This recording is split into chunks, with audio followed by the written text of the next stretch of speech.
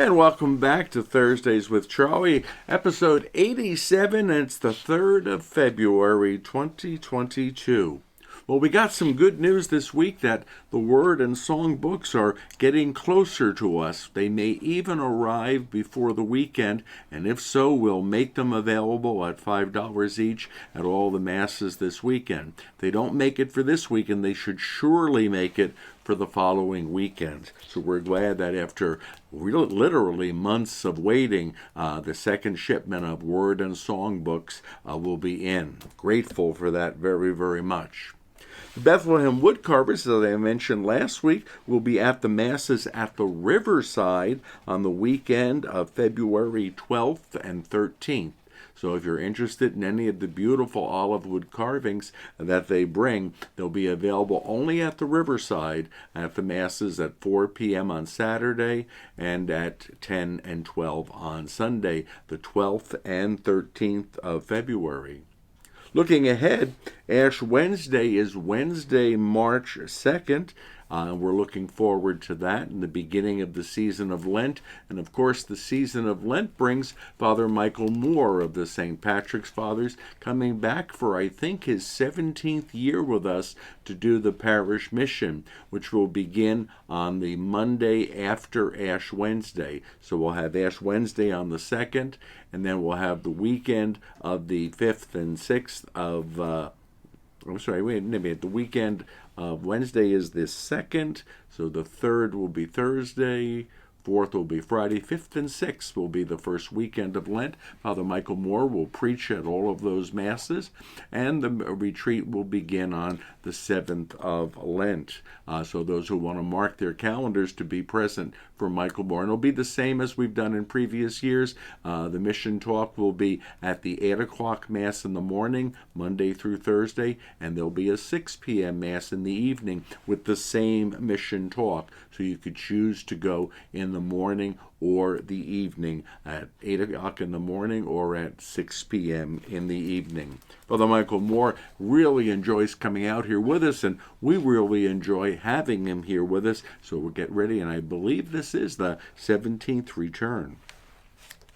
On this Sunday, the 6th of February, comedian Kayvon will be here doing his show. He was here on July 4th to a very welcoming crowd. We look forward to letting our snowbirds get to see him, and that will be at 4 p.m. Nevada time over at the Garces Center this Sunday. If you haven't gotten your tickets yet, you can pick them up at Masses over the weekend, or you can come and get them at the door. The doors will open at 3:30 p.m. Nevada time on Sunday, and the show begins at 4 p.m.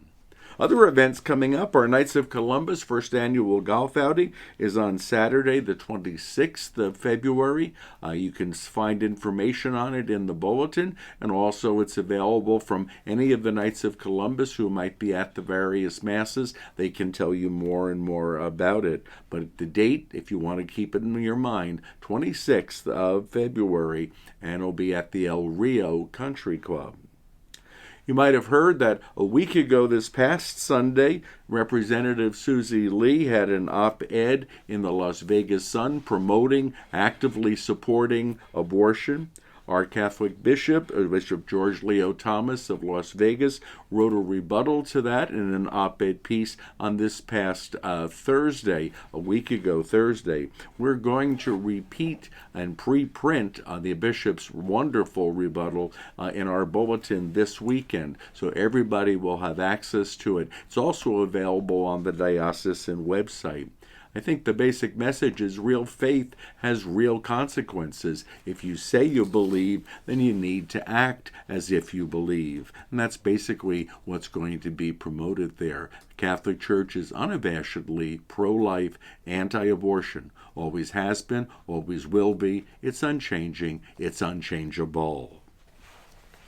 Today is the feast of St. Blaise, Bishop and Martyr, and the custom has developed that on the feast of St. Blaise or the nearest weekend, that throats may be blessed, and they're blessed with a special blessing which is conveyed with 2 crossed candles under the person's throat. That blessing will be available at all of the weekend masses this week. We ask you, if you'd like, come a little bit early, or we'll be doing it at the end of Mass as well. But the deacons and I will be available for that blessing. It's probably a good thing in the midst of flu season, the winter, the remnants of the pandemic, the idea of a throat blessing, asking God to preserve us from all ailments of the throat would be a good idea anyway. Speaking of blessings, basically a blessing is asking from God a special prayer, a special favor, a special regard. And so we're putting ourselves in the presence of God and asking for this. Priests and deacons give the blessing in a formal way, and it's usually followed when you give a blessing by making the sign of the cross over the person, or by just indicating to them that the blessing is being conveyed in a very special ritual formula. But really, anybody gives a blessing. If you think about it, whenever somebody sneezes and we say, God bless you, we're conveying a blessing. We're asking God to be with you, to protect you. Some parents have the custom of blessing their children at night, perhaps when putting them to bed, of making the sign of the cross on their forehead and just indicating that they want God's protection and peace for their child during the night. So blessings are a beautiful part of our Catholic tradition. Something that's not a part of our Catholic tradition, but has been making the rounds yet again in our parish and in other places, is a scam that's going around with text messages. And this one has a little different twist. Somebody has been texting our parishioners, supposedly from me. The texts always say, "This is Father Charlie, and I'd like you to do me a favor. And I'd like you to buy," and they'll mention either iTunes or in some cases Walgreens or Walmart gift cards, and I'm going to use them to give to cancer patients. The new twist with this one is that not only do I want you to buy it, but I don't really want the notoriety of people knowing that I'm doing it, so please be discreet who you mention or who you tell you got this text message to. Don't spread it around. Just do it. Go out and buy those. And of course, the follow-up is give the code for the gift cards so that person can have the code and cancel them. Trust me, this is not me. I am never going to ask you to do that for me by way of text messages. As I said last time I mentioned this, if I want money from you or assistance, I'm going to ask you when I can see you, and that will be at church. But please don't fall for it. Probably best not even to respond and say something like, "I know this is a scam." While that's true, it's probably not good to give any credence to these scam artists. There's some form of lowlife that is trying to get money from you in this scam way. As I thought about this, it occurred to me that, a lot of people are scamming people in ways by the use of text messages or emails or phone calls even. And I went through my own list of things that I have received in the past month or so, and I presume that I am not the only one receiving these. So let me alert you to some of these scams. Maybe you've already seen them, maybe they're new to you, but maybe it's a good warning. Just don't fall for any of these scams. First one, you'll get a text or a phone call, "Your grandson has been arrested. He's visiting over in New York or in Texas or wherever, and he's been arrested, and we need bail money." Now, a lot of the people in our parish are old enough to have grandchildren, grandsons, granddaughters, and so the scammer is taking a chance that you're actually in one of those categories. Of course, I've gotten it, and I don't have grandsons or granddaughters, and so I know for sure it's a scam with me. And usually they'll want a few $1,000s in bail money to be either sent by wire, Western Union, or by check, or just money transfer of some way. That happens to you, try to find a way to call your real grandson or granddaughter or your grandson or granddaughter's parents and just verify. Chances are it's going to be a scam. And besides, why would they be calling grandparents for bail money? Why not call the parents? And why would you call to get bail money anyway? Please, a very notable scam. Second one is you've won the lottery. Now, this should be indicative to you that if you haven't bought a lottery ticket, chances are you haven't won the lottery. And usually the lottery would never notify you. Actually, all the time, it would never notify you by phone that you had won. Normally, with the scam, there's a catch. Well, you have to send a few $100s for a processing fee in order for you to get your money from whatever lottery they're saying you won. Don't fall for it. Not only will you lose the money you sent, but chances are they'll come back and want some more from you down the line. This one I've gotten several times a week for the past several months. Your Social Security account has been compromised, and you have to do something or you will not get your check next month. Now that sounds very realistic, except the Social Security Administration doesn't deal with you by telephone in that way. So it is never going to be a true message. Don't fall for it. Fourth one I've noticed is your student loan is in default. Now, any loans I had as a student date back to the 1970s, so the chances of them being in default 50 years later is kind of sketchy right at the very beginning. But they're counting on the fact that the scam will catch somebody, and somebody will want to do something about it. Don't be misled. Don't be misled to thinking you need to send them money. The fifth one is your Uncle Darrell, long-lost Uncle Darrell, has left you millions of dollars. You're in his will. Now, I got that. Your long-lost Uncle Darrell Ernick in Wisconsin has left you this money. Well, first of all, I know of no one in my family named Darrell. Don't think I have relatives in Wisconsin to begin with. And why all of a sudden has Darrell come out of the woodwork to leave me this money? The names may vary, the states may vary, the idea is the same. A long-lost relative has decided to bestow this money on you, and all you have to do is pay some processing fees and give your bank account number. Do not ever give your bank account number like that to an unsolicited message, whether it be call, email, or a text. You're only going to lose out in the end if you do that. Another favorite I've gotten, and you have, I'm sure, received these, usually comes in the form of a letter or an email. I am a Nigerian prince, and I have amassed a fortune, and I have no one to leave it to. And I've found your name on a list of donors to something or other, and so I want to leave it to you. Millions of dollars, usually from some country in Africa. The ones I've gotten have been from Nigeria. Well, it's a scam. Probably your name is not on a list that they have gotten that makes you a worthy recipient of this prince's money. But the text tends to be similar.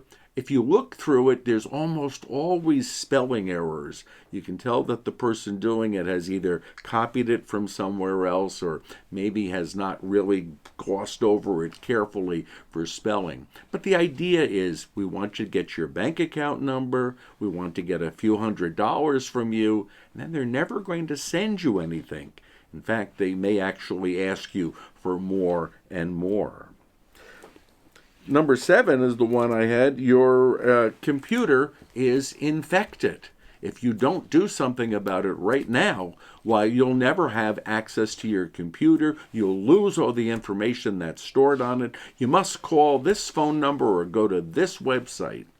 Please don't ever do that. If you do that, they're going to give you a code, or they're going to have you do something with your computer that's going to actually give them access to your computer. And you don't want to do this. These are scammers. They're doing something that's illegal. They're doing something that is harmful to you.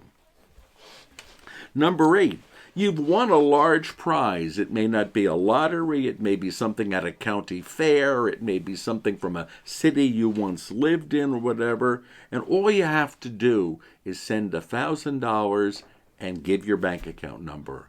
That's usually the clue that they're going to want your bank account number. If you really won something and somebody really wants to send it to you, they can really write you a check and send it to you.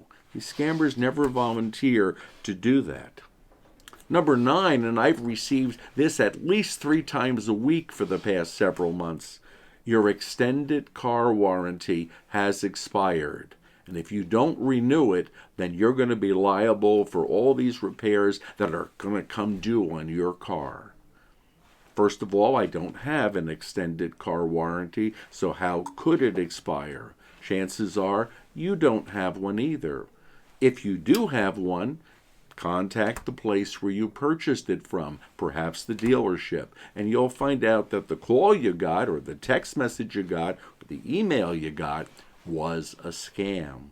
Don't fall for it.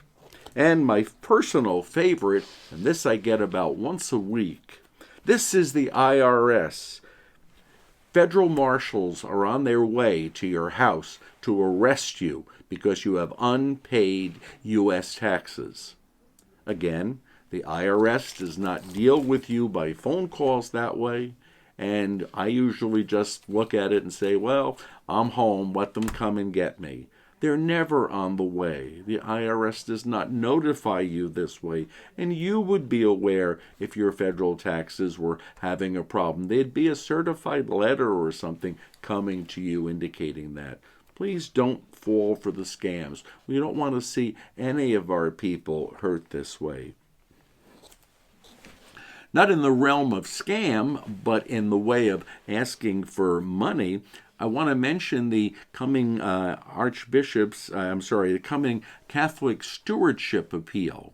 Every diocese in the United States, almost without exception, has some form of annual appeal where they ask their people to contribute money, perhaps in the form of a pledge, perhaps in the form of a regular donation that goes to the diocese to support it. In my old diocese of New Jersey, the Archdiocese of Newark, it was called the AAA, the Archbishop's Annual Appeal. In our diocese here in Las Vegas, it's called the Catholic Stewardship Appeal.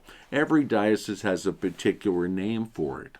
In our diocese, what they do is they assign a goal, but it's called a guaranteed goal. So they ask the parish to solicit the money from their parishioners, from their visitors to the parish, but if they don't reach the guaranteed goal, then the parish itself is expected to pay it.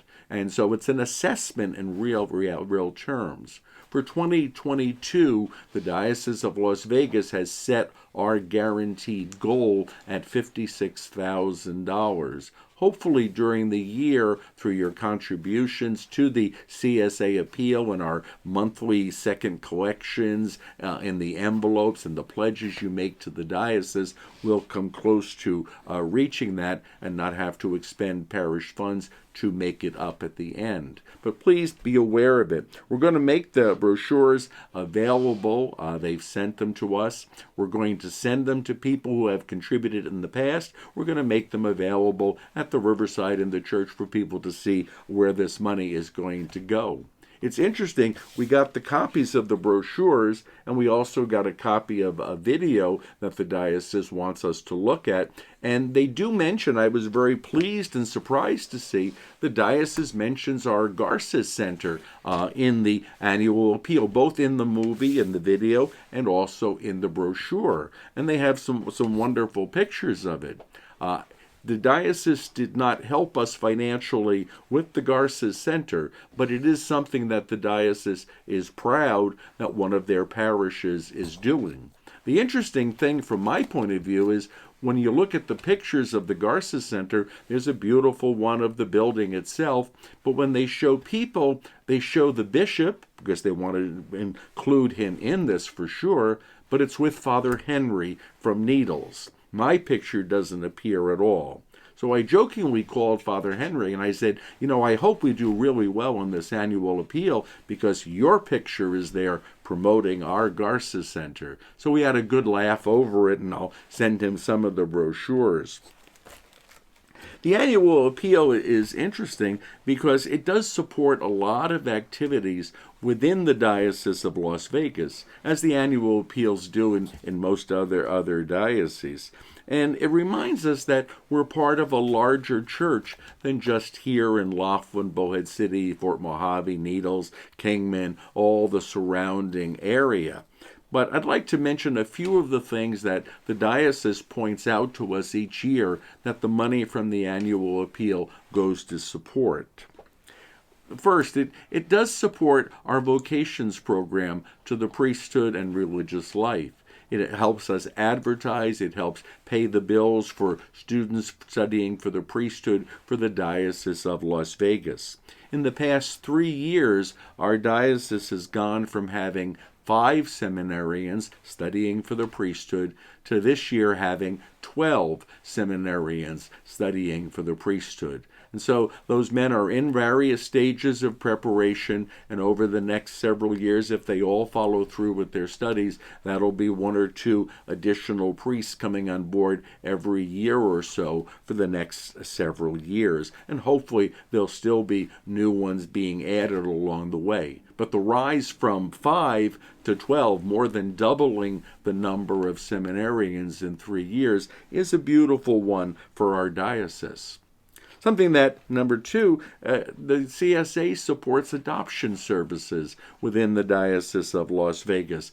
The adoption program is called Loving Hearts, making it available for Catholic parents to adopt children of varying ages. That information, should you be interested in it, if you give the parish a call, we can put you in touch with the diocese, or you can just call the Diocese of Las Vegas and they will put you in touch with Loving Hearts. But it's one of the extensions of the right to life idea, is that we do support adoption very, very much. The third area is the St. Therese Center in Henderson, supporting those with HIV or AIDS have been afflicted. That's been going on for a number of years, basically through the work of the Dominican fathers and brothers there, Father Joe O'Brien, and the work they continue to do. Part of the Archbishop's annual appeal, part of our CSA as we call it out here, goes to support that particular brand of service to the St. Therese Center. The fourth area, it supports Catholic campus ministry. At the UNLV in Las Vegas, there's actually a Newman Center. It's named after Cardinal Newman from England, and it's an outreach to college-age students right on the college campus. Again, that falls to the Dominican fathers and brothers. They're basically in charge of running it. I'm kind of proud that the Dominican father who's in charge of campus ministry is also a practicing magician. So I get to see him at all the magic conferences, and I get to see him and we talk magic talk when we're at any of the diocesan gatherings together.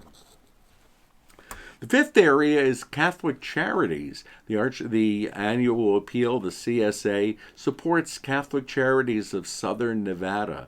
They do a wonderful program with the homeless, with those in need of food. There are several residence areas up in Las Vegas with job placement. They do a wonderful job there. And in fact, they have even touched us here in Laughlin back a few years ago when the food bank was in desperate need of food.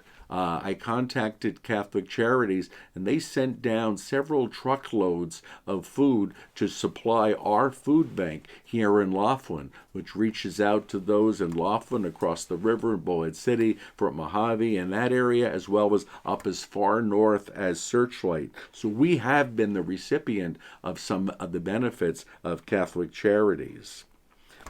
The sixth area, it supports senior priests, those who have been ordained for the Diocese of Las Vegas. When they get advanced in years and they retire, it helps provide an income for them in their retirement. And so it's another area where they support vocations coming into the priesthood and also those priests from the Diocese of Las Vegas who have retired. Seventh area is the RCIA outreach. As on a diocesan level, it provides for those who are coming into our Catholic faith or coming in from other Christian faiths and wanting to follow through and become fully involved in our Catholic faith. Number 8, it supports Catholic schools. Since we don't have a Catholic school down here in our area, we sometimes forget of the fact that there are about 7 grade schools in the Catholic Church in Las Vegas area, and there's 2 high schools that are Catholic Church sponsored up in Las Vegas area. And so the Diocesan Appeal, the Catholic Stewardship Appeal, supports those. The 9th area is faith formation at all levels. There's an office within the Chancery, within the diocesan headquarters, that supports and provides education on all levels of faith formation in all of the parishes. It provides adult education courses. It provides training for teachers in the grade school education courses. It provides a foundation of what a minimal level of requirements would be. It provides resources for all levels of faith formation. And the 10th area is to realize that it is only through the Diocese of Las Vegas that we have a priest here in Laughlin. It's one of those areas where we're united to the larger church, and because we're united to this larger church, they staff it. They send a priest. So in a very real way, I'm only here in Laughlin because of the Diocese of Las Vegas. So I encourage your support. I encourage your support either through making a pledge on the pledge cards that will be available, or through being generous in the monthly second collections that are taken up for the CSA, the Catholic Stewardship Appeal. And I hope you will support it. We do want to support our larger church, the church in the Diocese of Las Vegas, as well as our local parish, St. John the Baptist here in Laughlin. The diocese has sent us a video. You won't get to see me in it, but you'll see Father Henry in it, and you'll get to see a little bit of our Garces Center. It's rather well done. And so I'm going to pause here for a little while and let you see the video, and then I'll come back and we'll do a quick ending to our show. But please enjoy the video and give some thought to it. Thank you. Hello, my name is Hector. And my name is Leonarda. And we are here to talk about Catholic Stewardship Appeal, also known as CSA.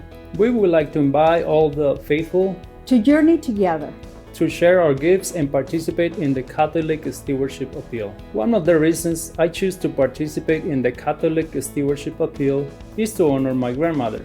She was a devout Catholic, and I grew up witnessing her dedication to the Church. I have been the CSA lead person at St. James the Apostle Roman Catholic Church for the last 35 years. St. Paul, in his letter to the Colossians, said, "Whatever you do from the heart as for the Lord and not for others, knowing that you will receive from the Lord due payment on an inheritance. Be servants of the Lord Christ." Since we became members or parishioners of St. Anne Catholic Church, we have always participated and contributed to the purposes of the Catholic Stewardship Appeal. This year, I believe Bishop would like each and everyone to participate in the program. I think it's a great thing to do. Instead of just automatically cutting the check, each one of us can contribute and feel that we are doing something nice, something valuable that would help with the CSA. When I get to the Catholic Stewardship Appeal, I realize that it's not just my gift that's being given. I'm joining thousands of other Catholics within the diocese who are giving because they want to make a difference in our community. I love the fact that the theme of this year's appeal is Journeying Together, because I think it's really important that we show a strong Catholic presence within our community. Last year, the Holy Father, Pope Francis, invited the whole Church to take part in a worldwide conversation, which he's calling Journeying Together. In the words of the Holy Father, this journeying or synodal process can help us to learn from one another, warm hearts, inspire minds with the light of the gospel, and lend new strength to our hands. This is the moment, he wrote, to dream big as we set out on this journey together. At the same time, the Holy Father gave voice to what each of us has experienced in our own lives and in the lives of those we love. We are still in the throes of a worldwide pandemic, a crisis that is touching every life, every family, every person, every age, in every corner of the globe. Yes, we will emerge from this crisis, either better or worse. We can slide backward or create something new. The very heart of Christianity is God's love for all people and our love for neighbor, especially for those in need. On this journeying process, we have an opportunity to transform crisis into opportunity, allowing the light of the gospel to guide us into a still uncertain and even ambiguous future. It goes without saying that the Catholic Stewardship Appeal is the very lifeblood of the diocese, the lifeblood that makes our collective journey possible. The CSA allows us to educate our ever-growing number of seminarians who are in the ready to serve you, the Catholic faithful of our diocese, as our future priests. That number has increased from 5 to 12 in just 3 short years. The CSA is the indispensable resource for providing a dignified care for senior priests who have served long and well in our diocese, selflessly ministering to you and to your families. The Catholic Stewardship Appeal provides for the faith formation of our youth and young adults and outreach to our beloved Hispanic community. It also makes quality adult faith formation possible for lay leaders serving in our parishes and missions across this vast geographic diocese. The CSA is essential if we're to continue our campus ministry to young adults who are present on our college campuses as future leaders in both church and community. Catholic schools are also the beneficiary of our CSA, serving as an indispensable partner with Catholic families in forming young souls. It is the fruit of thy womb, Jesus. Holy Mary, Mother of God, pray for us sinners, now and at the hour of our death. Amen. The CSA is necessary as we seek to evangelize new generations of Catholics through the RCIA, and also to reach out to those who have taken leave of their Catholic faith, many of whom are awaiting an invitation to come home to the church of their birth. The CSA has allowed us to open important outreach initiatives in the wider community, providing televised masses to the homebound, website communication across the 34,000 square mile diocese. The CSA has helped to raise awareness of the remarkable and innovative Catholic Charities adoption program called Loving Hearts, which places precious newborn babies and infants into loving and forever homes. This is Catholic social teaching at its best. The CSA assists with specialized ministries like natural family planning, the ministry of the St. Teresa Center, and our Safe Environment program, all of which are aimed to assist families and individuals with loving ministry and pastoral care. Those are all opportunities and ministries that we offer to everybody. We're not just serving people of the same faith, but these are opportunities that we can extend to everybody, every man, woman, and child in our community. And that's what I love about the Catholic Stewardship Appeal. I am poignantly aware the COVID crisis has strained family finances and has placed so many of you in unprecedented hardship. For those unable to give financially, I ask only for your prayerful support. At the same time, please know that even a modest gift helps, and it is my hope and prayer that new families and individuals will step forward as a sign of your commitment to the wider church and its mission of preaching, teaching, and pastoral outreach in a wider community. Yes, we are on a journey together, the journey that will one day lead each and every one of us into the loving arms of our good and gracious God. In the meantime, you and I must keep the eyes of our hearts ever fixed on Jesus Christ, who is our companion on the journey and who is ever present in our midst as one who serves. We ask all these things in faith through Christ our Lord. Amen. Handin cùng nhau. Sama-samang paglalakbay ang diocese sa isang layunin. Caminemos juntos. Journeying together, the Diocese in Mission.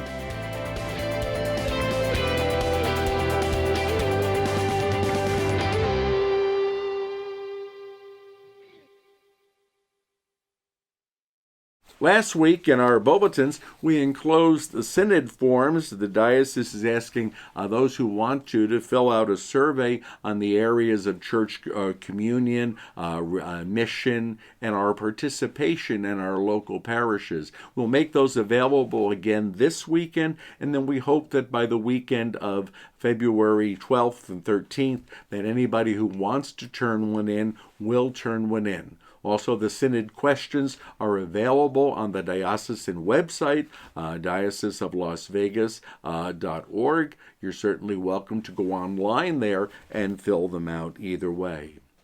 You might remember last weekend I made a comment that I would never go jogging because I believe in Proverbs 28:1, the wicked run with no one chasing them. And so that kept me away from jogging. But it occurred to me that there were other mentions of things in the Bible that we may not automatically think of right away. For instance, you probably did not know that baseball is mentioned in the Bible. It's in Genesis 1, verse 1. In the beginning, in the big inning. Notice that right there, beginning of our Bible.